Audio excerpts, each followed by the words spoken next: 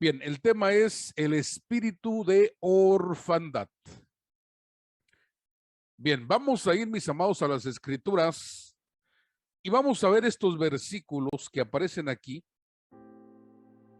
Dice el libro de Lamentaciones de Jeremías, capítulo 5, verso 3.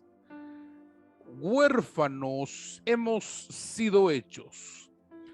No hay padre, nuestras madres, cual las viudas.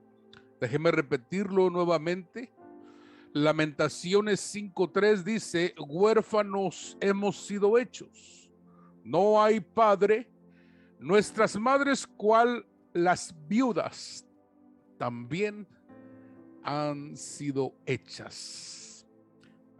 El profeta Jeremías utiliza como conducto, mis amados estudiantes, las lágrimas para poder interceder, para poder clamar, para poder gemir por la situación en la que se encuentra Israel. Es por eso que algunos le han dado el título de el profeta llorón. Pero no es que sea un profeta sentimentalista, sino que las herramientas de su intercesión en sus tiempos fueron sus lágrimas. Por eso la Escritura dice que cada lágrima de nosotros está guardada en un redoma. Está almacenada cada una de nuestras lágrimas, y esas lágrimas hacen y producen fertilidad a aquellas cosas que nosotros requerimos y pedimos ante Dios. El libro, mis amados, de Lamentaciones revela la patética condición de Judá después de la conquista babilónica de Jerusalén, la cual ocurrió como resultado de los pecados del pueblo y de su indiferencia a las advertencias proféticas. Los textos de Lamentaciones se refieren al arrepentimiento por las desobediencias junto con el duelo en la ciudad y sus habitantes. Los judíos la recitan en gran ayuno que conmemora la destrucción del primer templo de Jerusalén a manos de los babilónicos. Fíjese, hubo una catástrofe bélica en Jerusalén por causa de la desobediencia y no atendieron las advertencias proféticas, no atendieron ellos a las advertencias que el profeta había dicho. De manera que, como se repite, los judíos en el gran ayuno conmemoran la destrucción del primer templo de Jerusalén a manos del rey Nabucodonosor. Esta condición, mis amados estudiantes, trajo una orfandad tremenda, terrible sobre muchos niños y niñas.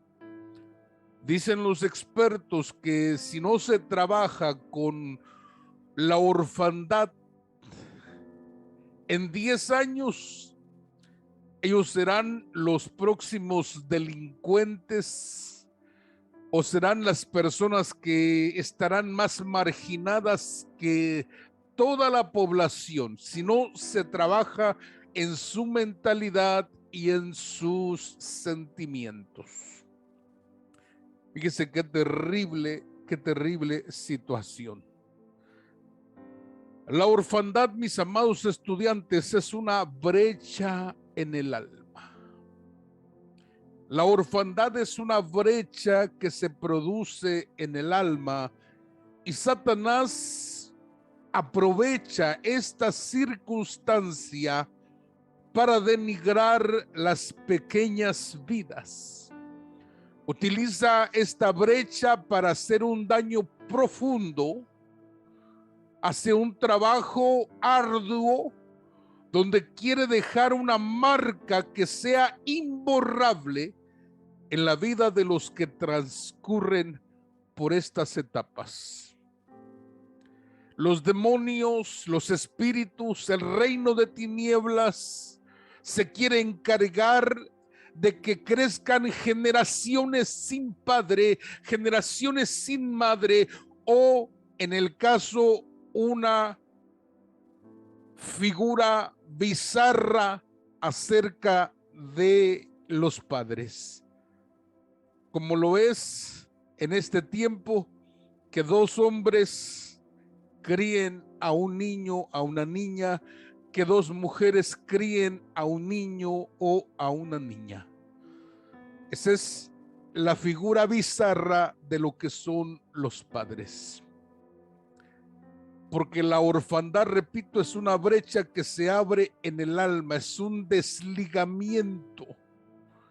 Y el alma queda fraccionada. Y es allí donde los espíritus de orfandad se encargan de hacer un daño más profundo. México, mis amados estudiantes, lidera la lamentable lista de los países en los que menores de edad han sido y han quedado huérfanos por causa del COVID-19. El recuento lo hace periódicamente la científica de renombre internacional The Lancet, que ahora en este comienzo de año indicó que desde el azoto de la pandemia en este país casi 178,000 niñas y niños han perdido a sus padres, mientras que otros 275,000 han quedado sin los cuidadores cercanos, tipo como el abuelo o los tíos. Ante tales datos, Tania Ramírez, directora ejecutiva de la Red por los Derechos de la Infancia en México, alertó que la niñez mexicana se encuentra en un estado de invisibilidad y discriminación. México es el primer país a nivel mundial con mayor orfandad desde la contingencia de la pandemia. Qué terrible situación, mis amados, y qué haremos nosotros. ¿Qué podemos hacer nosotros como iglesia? ¿Qué podemos hacer nosotros como ministros, sino preparar a las familias de la iglesia para que puedan ellos hacer un trabajo interno, para que entonces comience una sanidad en esos corazones? De lo contrario, serán una generación marginada, discriminada e invisible para muchos. Mis amados estudiantes, el abandono, cuando los padres abandonan a los hijos, hay un registro muy interesante, fíjese, un registro muy interesante que a mí me llamó la atención. Y ese registro habla de padres anglosajones, padres latinoamericanos y padres afroamericanos. El 25% de los padres anglosajones abandonarán a sus hijos en los primeros 5 años de edad. Los padres latinoamericanos, el 50% de ellos abandonará a sus hijos en los primeros 5 años de edad. Y los padres afroamericanos, el 75% abandonará a sus hijos después de los 5 años de edad. Fíjese cómo está trabajando el reino de tinieblas y está trabajando en personas que han pasado por la misma circunstancia. Nosotros le llamamos víctimas de víctimas. Muchas situaciones contrarias para los afroamericanos. Sin embargo, vinieron leyes que transformaron esas situaciones, pero ha quedado un espíritu allí operando hasta el día de hoy. Un espíritu de orfandad en el corazón de muchos que sigue operando hasta el día de hoy, mis amados estudiantes. Sigue operando ese espíritu. ¿Por qué nosotros en México, como latinoamericanos, por qué nosotros en México tenemos una imagen que se le conoce como la madre de todos los mexicanos? ¿Por qué no la imagen de un varón? ¿Por qué no la imagen de un padre? Porque es un espíritu de orfandad que vino desde el tiempo de la conquista. Se abrió una brecha y vino un espíritu de orfandad sobre la nación de México. Y esto ha venido afectando durante mucho tiempo. Recuerde usted la Revolución Mexicana, que podemos en algún momento, los que hemos analizado este tema, le llamamos la Revolución Mexicana, porque eso fue lo que realmente sucedió. Pero bien, se da la libertad a México, y ¿qué es lo que sucedió? México sigue avanzando, pero en ciertas áreas solamente, porque en otras hay un espíritu de orfandad, y es en el área espiritual.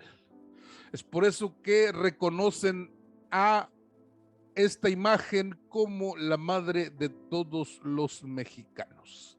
Hemos tenido nosotros actos proféticos donde hemos renunciado a la maternidad de Guadalupe y hemos aceptado públicamente la paternidad de nuestro Dios que está en los cielos a través de su Hijo Jesucristo.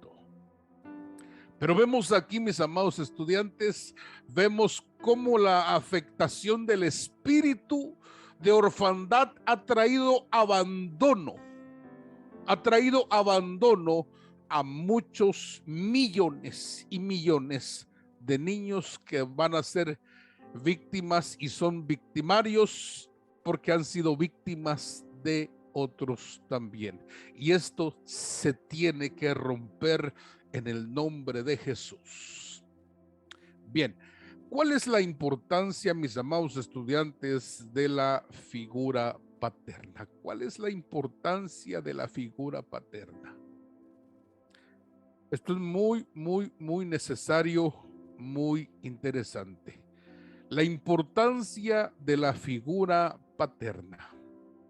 Bien, el efecto de la ausencia de padre en la salud y bienestar de los niños puede manifestarse en trastornos emocionales. Escuche, la ausencia de padre se puede manifestar en trastornos emocionales, en la salud y en el bienestar de los niños.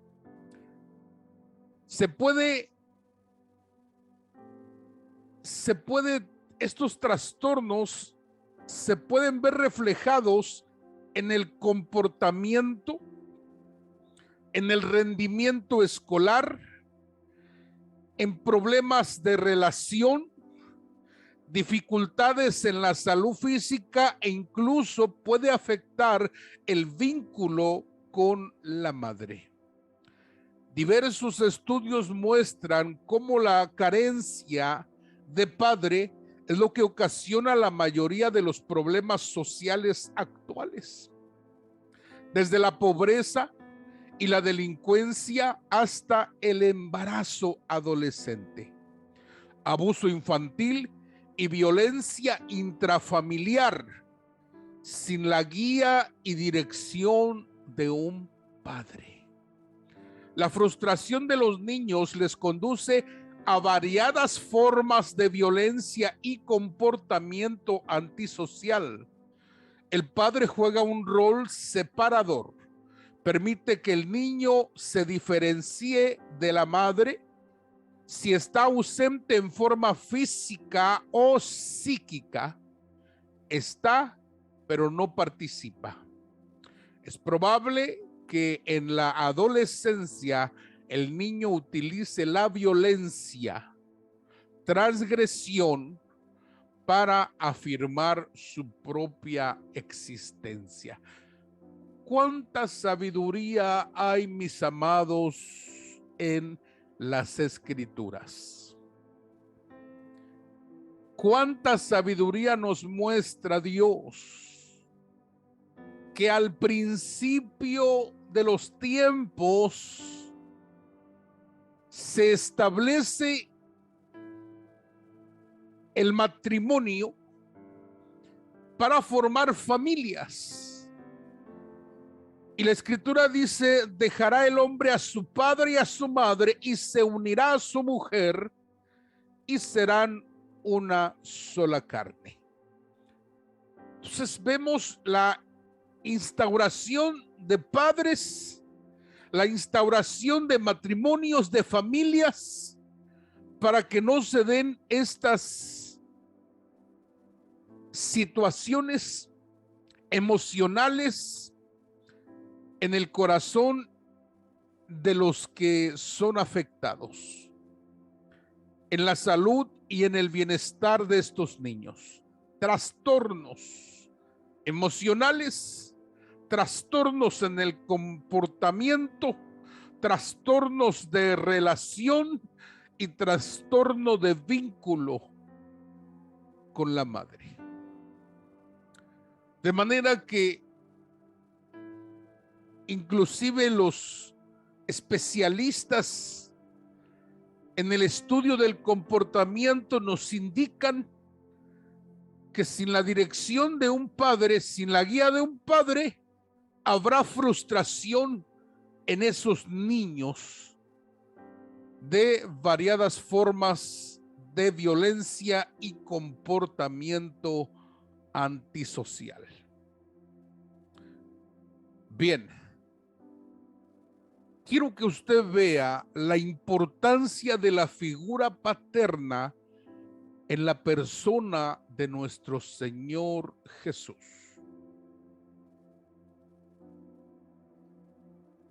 Recuerde que cuando hablamos de Jesús estamos hablando de la persona humana de Él, no de su divinidad. No estamos metiendo otro aspecto de su eternidad, no, estamos hablando de su humanidad. Por eso ahí la importancia de la figura paterna en la persona de Jesús. Esto es interesante, quiero que lo anote por favor y lo vea conmigo. Bien, quiero que note usted cómo el Padre está presente en la vida de Jesús desde antes de nacer. El Padre está presente en la vida de Jesús desde antes de nacer. Estoy hablando del Padre Celestial, porque recuerde que José no es un padre, es un tutor. Lucas capítulo 1, verso 32 dice: este será grande y será llamado Hijo del Altísimo. Y el Señor Dios le dará el trono de David, su padre. Se está hablando de el linaje celestial y el linaje terrenal. Está hablando linaje celestial y linaje terrenal, y ambos habla de paternidad. Importantísima la paternidad en la vida de los seres humanos. Bien, número 2. El padre biológico José está presente hasta los 12 años de edad y el Padre Celestial continúa ese trabajo. Estoy hablando de padre biológico en sentido figurado porque no es él el padre biológico de Jesús. Recuerde que el Espíritu Santo fue el que hizo la obra de traer esa semilla divina. De manera que José es simplemente un tutor. Ahora, este padre como tutor está hasta los 12 años de edad. A partir de los 12 años de edad en adelante se desconoce la situación de José. No se sabe si él murió, no sabemos absolutamente nada. Simplemente hay una ausencia de esa paternidad. ¿Por qué? Porque me llama la atención lo que dice Lucas capítulo 2, verso 49, donde dice: entonces él les dijo, ¿por qué me buscáis? ¿No sabíais que en los negocios de mi padre me es necesario estar? De manera que Jesús en el templo, escuche bien, él encuentra una paternidad celestial. Él se encuentra con el Padre Celestial. Pero yo veo la presencia del Padre Celestial palpable en la vida de Jesús a partir de los 12 años en adelante. Y cuando Jesús aparece a las multitudes, él viene hablando de la doctrina de su Padre. Todo lo que el Padre me envió, eso hará el Hijo. De manera que fueron años de instrucción entre el Padre y el Hijo, hasta que llegó el momento de la manifestación. Ahora bien, tenemos entonces presencia de un padre, la figura de un padre biológico, como repito, aparentemente porque ante los ojos de todos era hijo de José. Tenemos la figura del padre, pero a partir de los 12 años en adelante ya no está José, pero está otra figura de un Padre celestial. Fíjese qué interesante fue la participación de José en la vida de Jesús, necesaria. Fue necesaria también la participación de José en la crianza de Jesús. Fíjese. Número 3, el Padre está presente en el inicio de su ministerio. Lucas 3:21, y aconteció que cuando todo el pueblo se bautizaba, también Jesús fue bautizado, y orando, el cielo se abrió, descendió el Espíritu Santo sobre él en forma corporal como paloma, y vino una voz del cielo que decía: tú eres mi Hijo amado, y en ti tengo complacencia.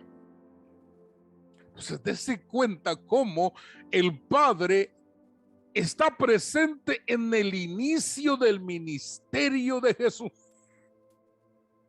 Tú eres mi Hijo amado. ¡Wow! ¡Qué Padre nosotros tenemos, mis amados estudiantes! Ahora bien, en el primer ataque a Jesús, el primer ataque que le lanzó el diablo estando ya en el ministerio, porque Satanás quiso matar a Jesús desde su nacimiento, pero ya una vez iniciando esta faceta ministerial es otro asunto. Aquí ya es directa la confrontación. Entonces, en el primer ataque a Jesús, Satanás le lanzó una bomba en contra de la paternidad. Le quiso lanzar una bomba de duda.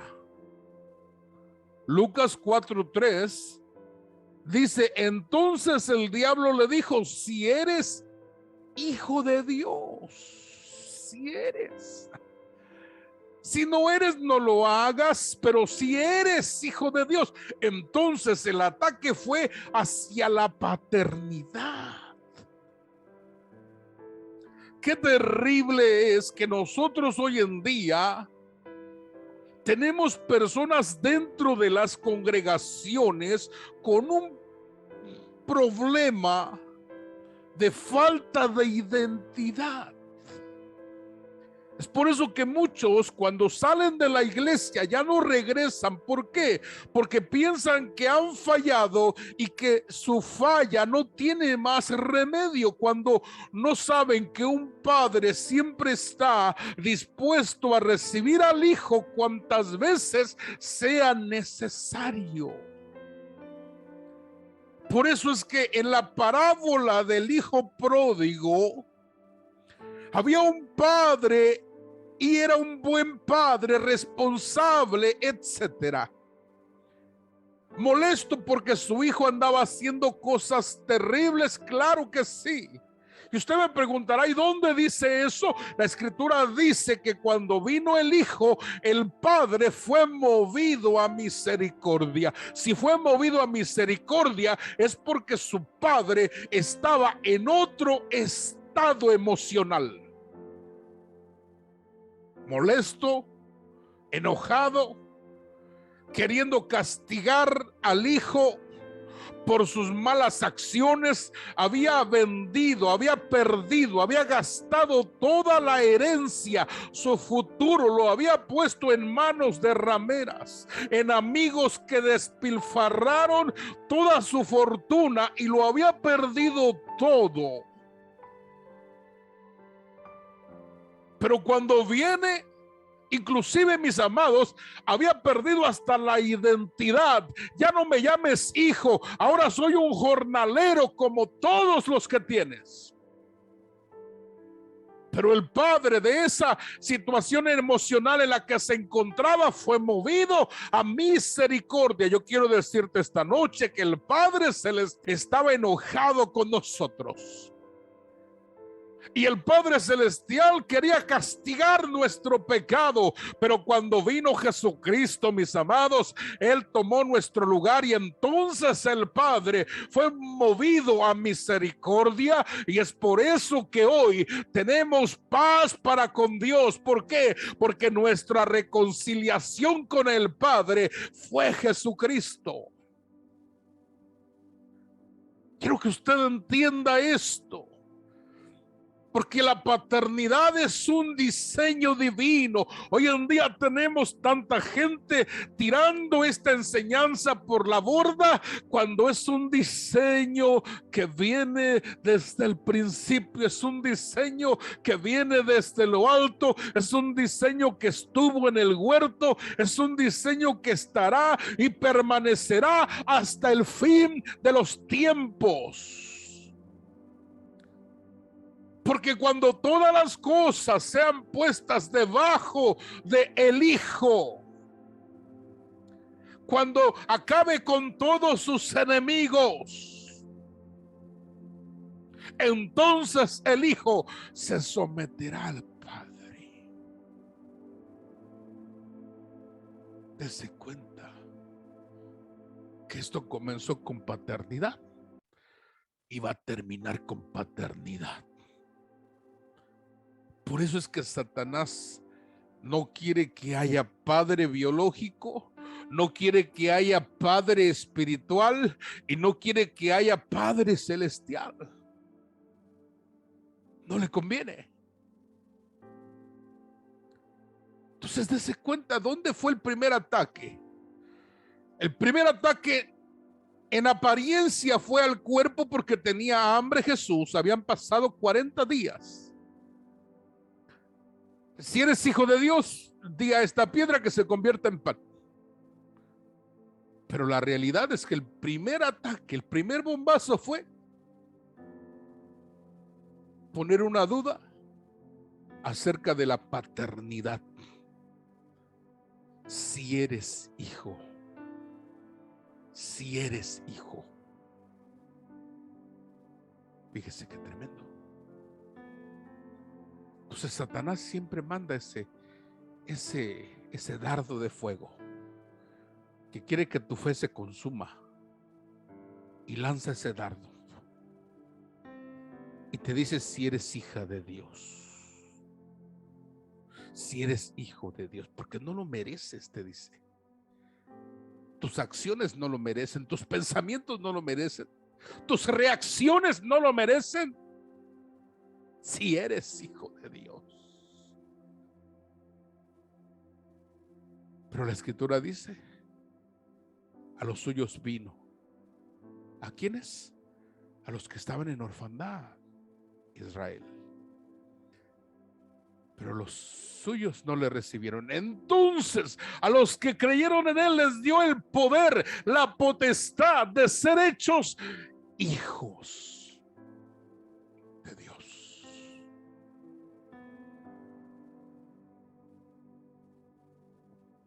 En otras palabras, no necesito gritar a los cuatro vientos lo que soy.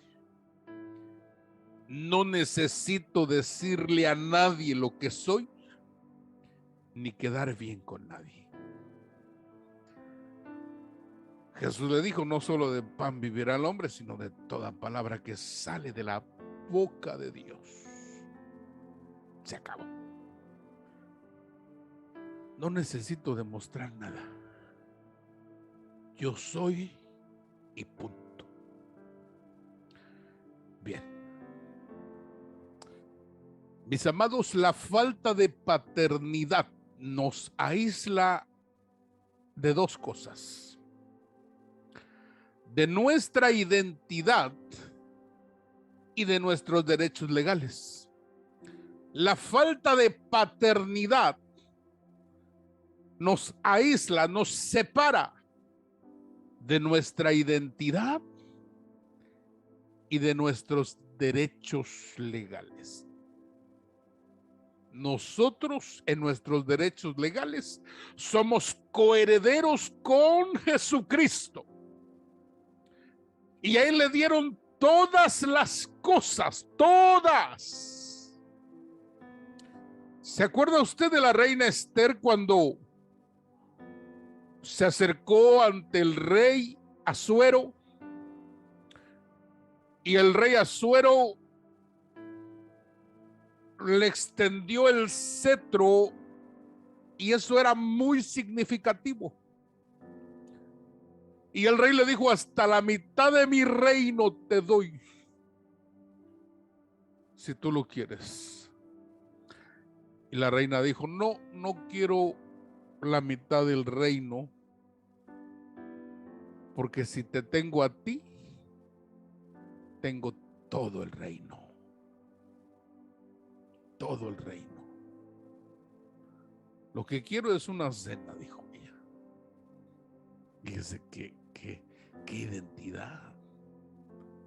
Qué identidad, mis amados estudiantes. Y Satanás viene y le dice a Jesús, si postrado me adoras, te voy a dar la gloria de estos reinos, porque a mí me los dieron.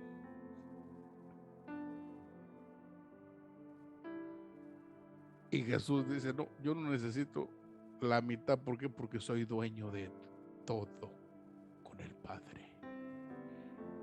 No solo soy dueño de la gloria, sino soy dueño de las vidas, soy dueño de las creaciones celestiales, espirituales, soy dueño de todo. No me vengas con migajas. Qué identidad, hermano. Qué identidad. Y usted y yo deberíamos de tener esa identidad, trabajar en eso, en esa identidad. Porque entonces, mis amados, nosotros no solamente vamos a dar lo mejor, sino vamos a dar un extra de nosotros mismos para con el reino de los cielos. ¿Se da cuenta? ¿Cuáles son las áreas de la paternidad que el espíritu de orfandad ataca? Es en el padre biológico, en el padre espiritual y el padre celestial. Recuerden, entonces son áreas de la paternidad que este espíritu está atacando para que no haya identidad y no haya derecho legal. No haya derecho legal. ¿Cómo ejercer autoridad si no hay identidad?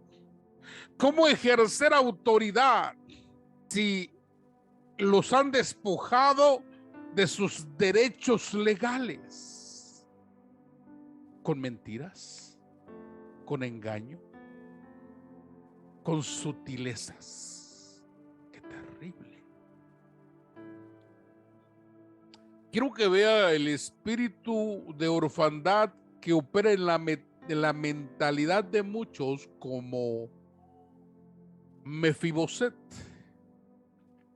Segunda de Samuel capítulo 9 verso 7 dice: y David le dijo: no tengas temor, porque yo a la verdad haré contigo misericordia por amor de Jonatán tu padre, y te devolveré todas las tierras de Saúl tu padre, y tú comerás siempre a mi mesa. E inclinándose dijo: ¿quién es tu siervo para que me mires? ¿Quién es tu siervo para que mires a un perro muerto como yo? Esa es la mentalidad de un huérfano. Mataron a su abuelo, mataron a su padre y queda en la orfandad. Y David le está afirmando, le está diciendo: no tengas temor. Porque esto es lo que tiene una persona con una mentalidad de orfandad. Tiene temores que le persiguen. David dice: haré misericordia contigo por amor de Jonatán tu padre. Te devolveré las tierras de Saúl tu padre y comerás siempre a mi mesa.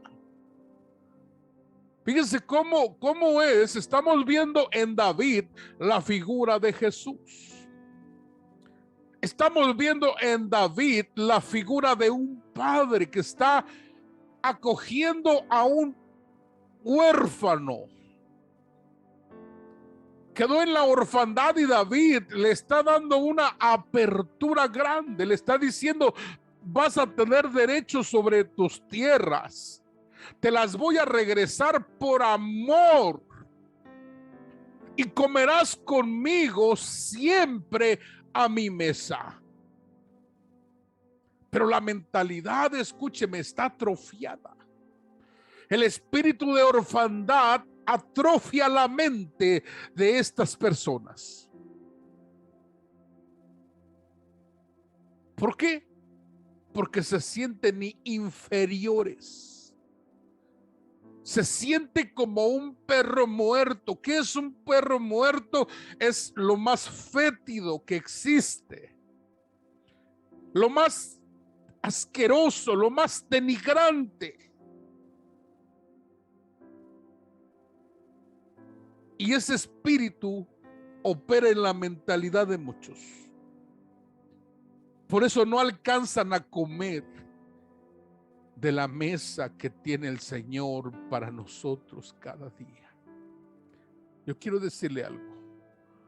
Usted como predicador y como predicadora, usted tiene una palabra nueva de parte de Dios cada día.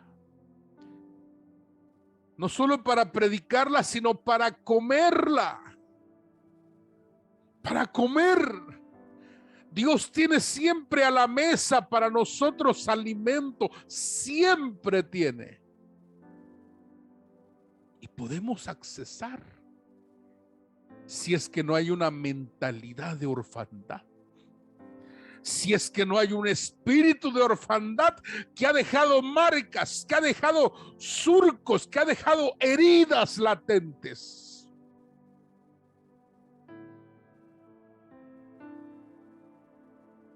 ¿Se da cuenta? El espíritu de orfandad deja vulnerabilidad. Segunda de Samuel 19:25. Y luego que vino a él a Jerusalén a recibir al rey, el rey le dijo a Mefiboset: ¿por qué no fuiste conmigo? Y él respondió: rey, señor mío, mi siervo me engañó, pues tu siervo había dicho: enalbárdame un asno y montaré en él e iré al rey, porque tu siervo es cojo. Note usted lo siguiente: ¿cómo opera este espíritu en la vida de un huérfano espiritual? Yo le pregunto, amado estudiante, ¿en qué está vulnerable Mefiboset? Pero hay algo que nos dice el verso 26. Sí, el engaño, cuando habla del engaño. Exacto. Aquellos que tienen espíritu de orfandad son vulnerables al engaño. Cualquiera los engaña. ¿Quién lo engañó? El siervo. ¿Quiénes son los siervos? Los ministros. Ministros en los cuales en su boca hay engaño. Y son fáciles de engañar. Los Mefiboset espirituales de nuestros tiempos son fáciles de engañar. Son vulnerables. Porque sus pies no pueden estar parados sobre la roca. Porque hay un problema. Son cojos. ¿Se da cuenta? Y yo quiero decirle algo. Esto que estamos leyendo es una figura de el rapto o el arrebatamiento. El Señor va a preguntar: ¿por qué no fuiste conmigo? ¿Qué van a decir las personas? Es que me engañaron, me dijeron que no había arrebatamiento. Por eso no me preparé. Personas con vulnerabilidad para ser engañadas. Y cualquiera los engaña con esto, con aquello, con lo otro. De manera que necesitamos nosotros ser ministrados en estas tres áreas, para que no venga cualquier persona y pretenda engañar de alguna manera.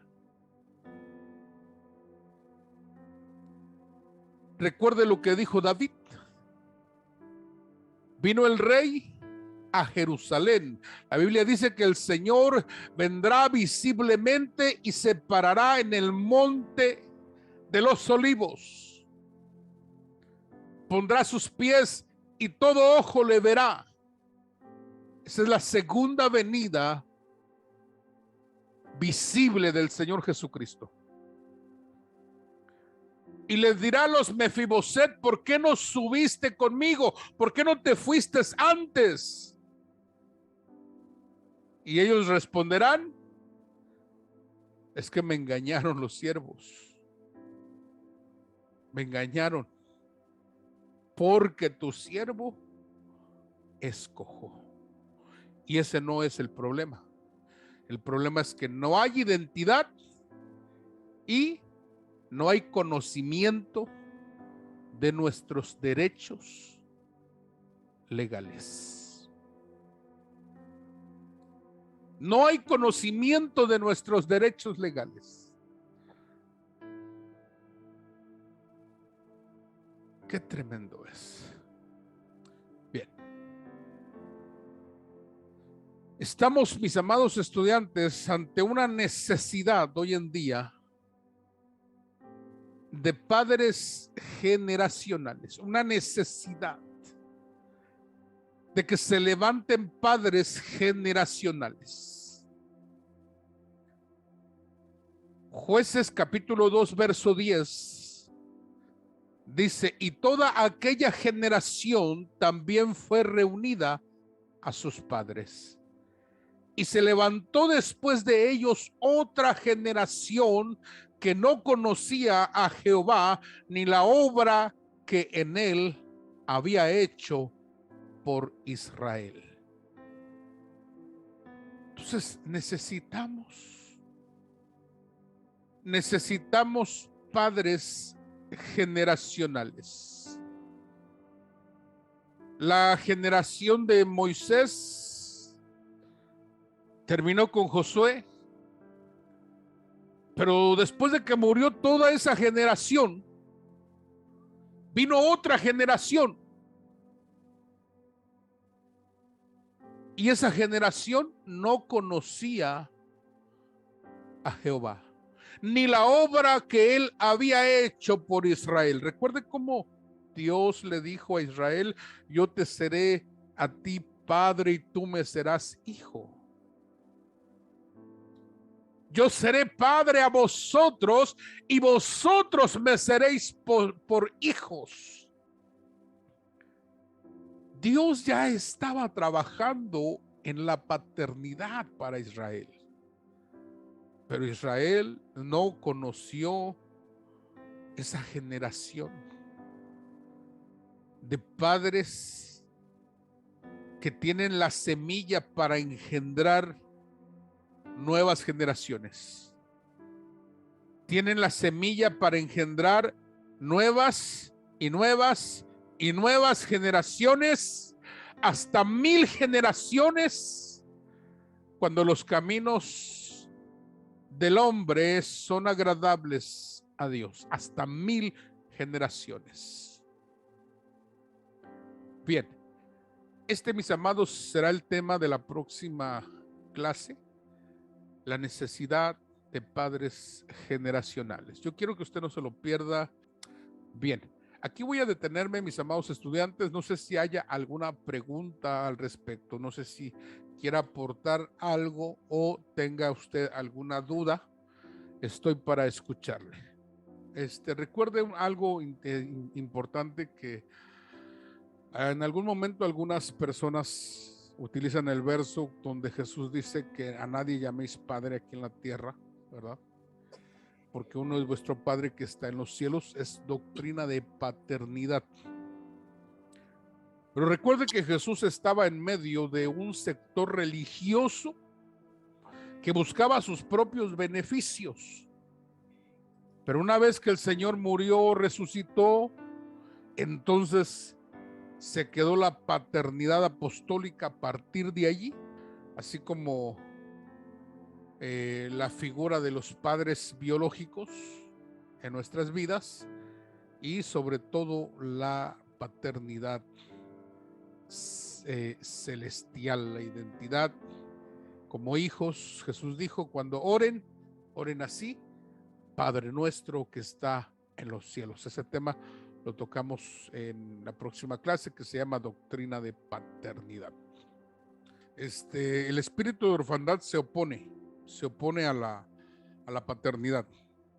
Y también tenemos el emocionalismo, que es dentro de las iglesias, el emocionalismo, ¿verdad? Donde cualquiera puede llamarse padre, pero nosotros definimos en la clase pasada, definimos lo que es la responsabilidad de un padre. Entonces, si no hay esa responsabilidad como padre, definitivamente no hay una paternidad, ¿sí?